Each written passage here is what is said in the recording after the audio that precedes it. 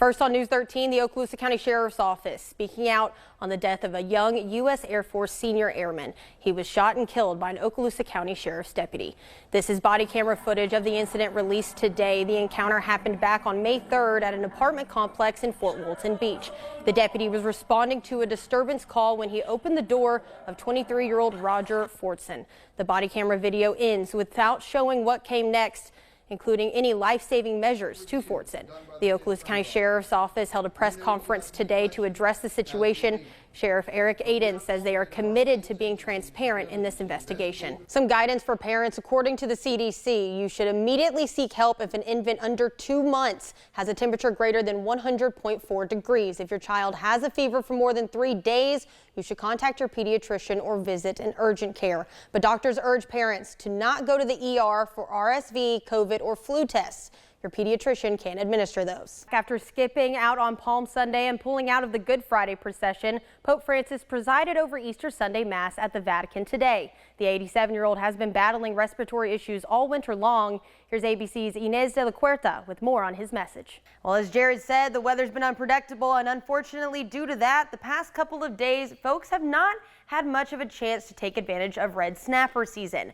Private recreational red snapper season kicked off yesterday, June 16th, marking the start of one of the longest seasons in recent history, thanks to Florida Governor Ron DeSantis. He extended the season by 2 weeks. Operations manager of Captain Anderson's Marina, Pam Anderson, says whether it's for hire or private, recreational red snapper season has a big impact on the local economy. And Kimber, do we know what caused that plane to make an emergency landing?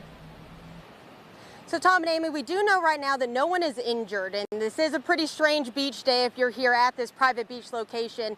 To tell you where we are just east of the Hidden Dunes property near Beach Drive East. This is in Miramar Beach, and again, it is a private community. I'm going to step out so you can see this plane here. This plane is from Destin Flight Works. Good morning, Kelsey and Chris. Yes, I've been told that this airport was a madhouse when it opened at 4 a.m. I'm going to step out so y'all can see the current lines that are still here at VPS. Delta, American, Southwest, Avelo, and Allegiant trying to do the best that they can to get people on new flights after canceling more than 5 flights this morning out of Destin Fort Walton Beach. Every flight coming in here is also looking to be delayed. Detectives with the Okaloosa County Sheriff's Office and the Florida Department of Law Enforcement traveled to Oregon and spoke with Keith Jesperson directly. He confessed to the murder and gave details on how he killed Suzanne Schellenberg in 1994. The Sheriff's Office confirmed at least 3 people were shot and more than 7 vehicles were shot at on Sandestin property. The investigations revealed 14 to 18 shots were fired in the area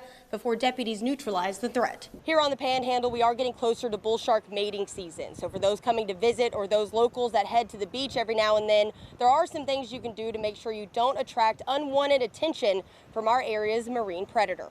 Military members play video games for multiple reasons, like an escape from everyday life. Rocket League is not my thing. The Commander's Cup here at Eglin Air Force Base, it's competitive, sure, but it's the camaraderie that keeps growing this event. A new math program being utilized by the Walton County School District is said to set students up for success. We'll show you how some elementary school teachers are using Magma Math to individualize lesson plans for students. Bienville Square was wrecked by the winds of Hurricane Sally. 17 of the iconic oak trees were lost in that storm, but I'm here with a silver lining. The wood from those trees is going to be repurposed into art. The Mobile Arts Council says the wood will be available to artists, and they hope to display all of the creations at an exhibit next year. That's a look at today's online headlines. At the Digital Alert Desk, I'm Kimber Collins, WKRG News 5. As News 13's Kimber Collins tells us, female divers say they've seen the sport change throughout the decades. A family fun beach day filled with education at Topsail Hill Preserve State Park. I saw turtles that got released into the ocean. The Gulfarium Care Center hosted the release, sending 2 Kemp's Ridleys and 5 loggerheads into the Big Blue. I've lived here for 9 years and I've never seen a sea turtle outside of the Gulfarium. I'm not gonna lie, I had tears in my eyes when the first one went. It was just magical. These sea turtles get hooked at local fishing piers, and the Gulfarium Care Center sends all of them off with a tag so they can know exactly when they come back. And one of them today had a special tracker so we know exactly where he is in the Gulf of Mexico. He had a satellite tag, and he's not the first one we've satellite tagged, but it is our first male Kemp's Ridley that we've ever satellite tagged. And that does the same thing. So it's going to ping GPS coordinates all throughout while he surfaces. and then we can see where he moves through as long as the battery life lasts on that thing. The Care Center and those at the beach said they hope these events can spread awareness for keeping our marine friends safe. I just hope they are so inspired to maybe change a habit that they didn't realize was affecting marine life, and they go home just so happy that they got to experience this with us today. Definitely be careful, mind where you're fishing, always look for their shells in the water and stay away from them. They're not our pets. Don't try to go up to our turtles and touch them. They gotta keep everything clean, dark, and flat. In Walton County, Kimber Collins, News 13, Panhandle Strong. Divers cleaned up the East Jetty in Destin Saturday with one thing in common. Besides wearing tutus, they are all women. I had a blast. I had an amazing time, and everyone was so welcoming and loving. It was awesome. Emerald Coast Scuba in Destin has held a special dive event for half a decade, celebrating International Women's Dive Day. Shop owner Anna Schmidt has been diving for more than 40 years and has seen a big shift in the sport on the Panhandle. I used to be about the only girl in the class, and I was teaching it, so we had about a 15, maybe 20% female market share, and now that number's more like 60%.